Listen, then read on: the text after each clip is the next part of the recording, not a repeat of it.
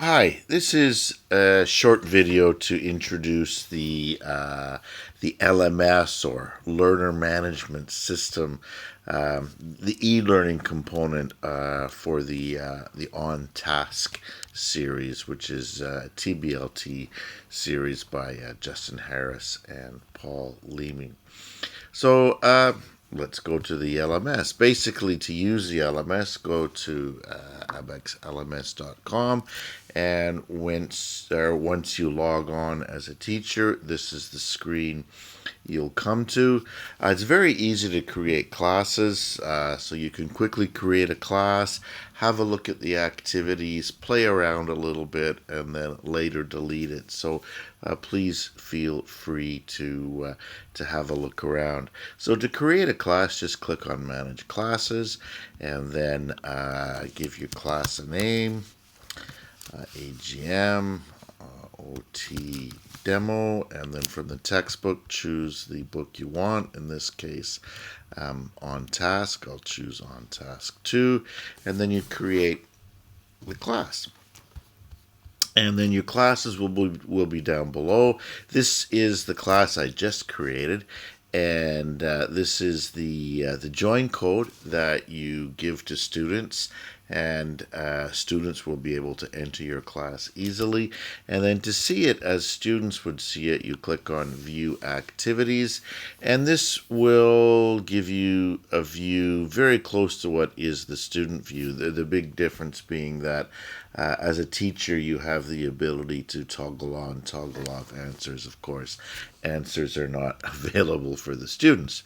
So basically, once the page loads, we have the ebook, and you can flip through the ebook just as you would a normal book, and then you click below to see the audio tracks.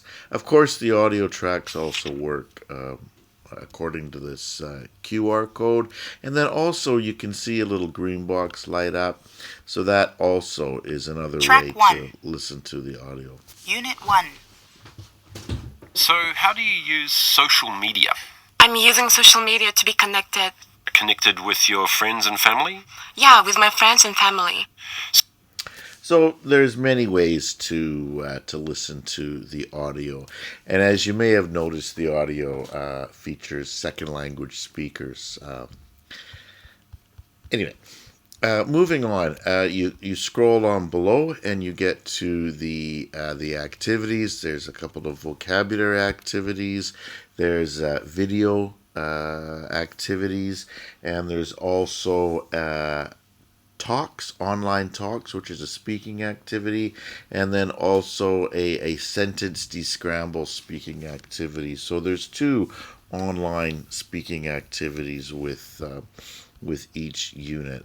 So just to show you this, the vocab review features vocabulary from the unit. This one here is a meaning match, and you just match up the meaning. There's also gap fill activities, again, which review the vocabulary from the unit. And then the video activities are basically just YouTube videos that we copied over and made some questions to go with it.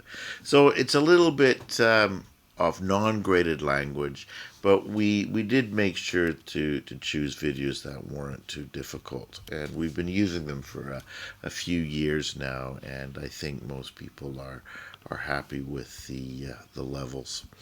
And then, as I said, we have this online talk, and what the online talk is that it's an extended monologue that can be automatically graded by the system.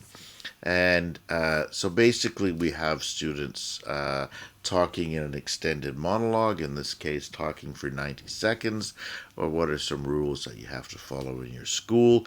And what happens is that students first record their response and then listen to their response, and then they transcribe it.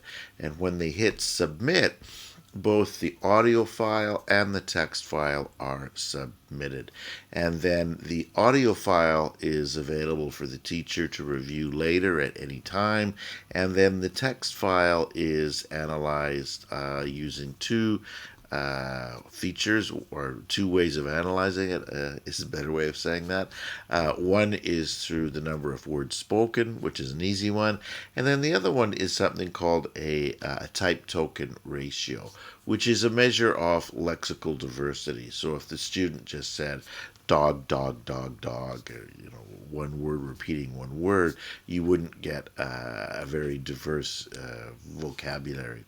And so this analyzes it for the diversity of vocabulary.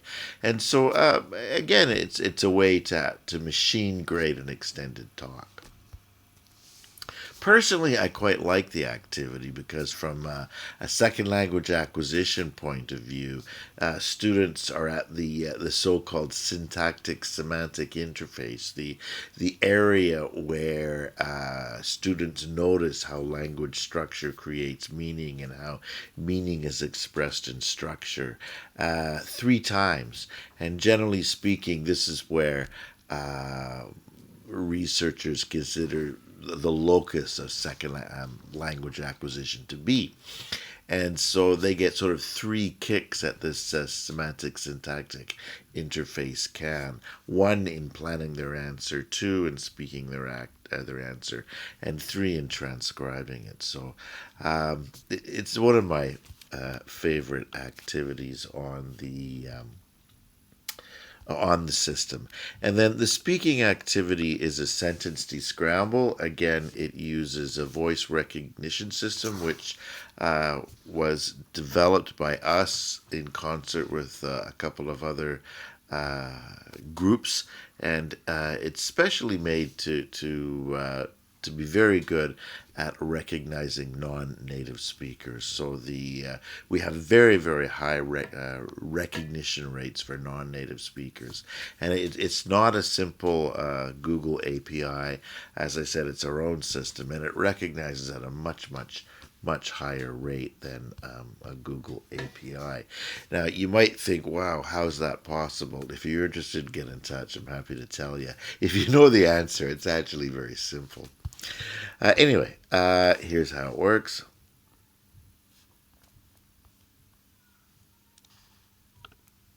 No phones are allowed in the classroom. There we go. And that's how it works. So basically, that is the system. It's all in addition to the material in each unit, so it can be used as homework or as extensions as you like. And as I said, feel free to create your own classes, play with it, and have a look around. Many thanks.